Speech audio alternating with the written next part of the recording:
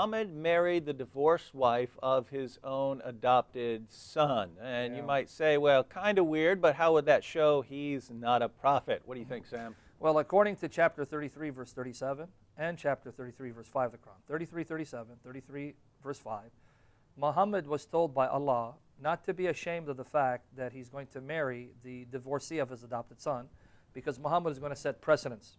His example of marrying his adopted son's divorcee would then give permission, license to other people to do the same in case they had adopted sons who also divorced women. But here's the problem. That was chapter 33, verse 37. Here's the problem. Shortly after that passage was sent down from Allah to condone what Muhammad did, Muhammad abolished adoption altogether.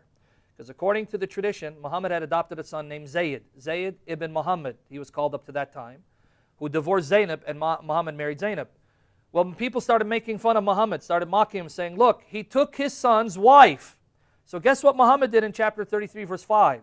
Stop calling your adopted sons your sons, because they are not your sons. Let me read the verse. Call them adopted sons by the names of their fathers. That is more just with Allah. But if you know not their fathers' names, call them your brothers in faith, right? Or your freed slaves. There is no sin on you if you make a mistake therein, except in regard to what your hearts deliberately intend. And Allah is ever forgiving and most merciful. And 33:40 was also sent down saying, Muhammad is not the father of any of your men, but he is the messenger of Allah and the seal of the prophet. So notice what's going on here, David.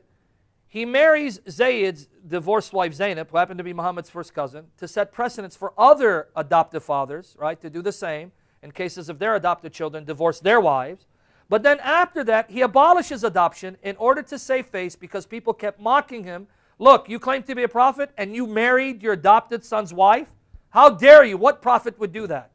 So now how does this set precedence when he abolished adoption shortly after that? So there you have multiple problems with this, Yes. but this does follow a general pattern of Muhammad receiving revelations that have no purpose whatsoever other than justifying some practice that would have been really seriously frowned upon by the people around him. He would have been regarded as doing something horribly inappropriate, marrying the divorced wife of his own adopted son after he caused the divorce, and then justifying it with a verse that makes no sense, because the reason Allah wants him to do it, why? Because you have to understand it's okay to marry the divorced wives of your own adopted sons, but now I'm getting rid of adoption, so this will never apply ever again. Yeah. It's just, I mean, it's absolutely silly and ridiculous, and this happens over and over again in the Muslim sources. So this is just, I mean, how obvious could it be that this does not come from God?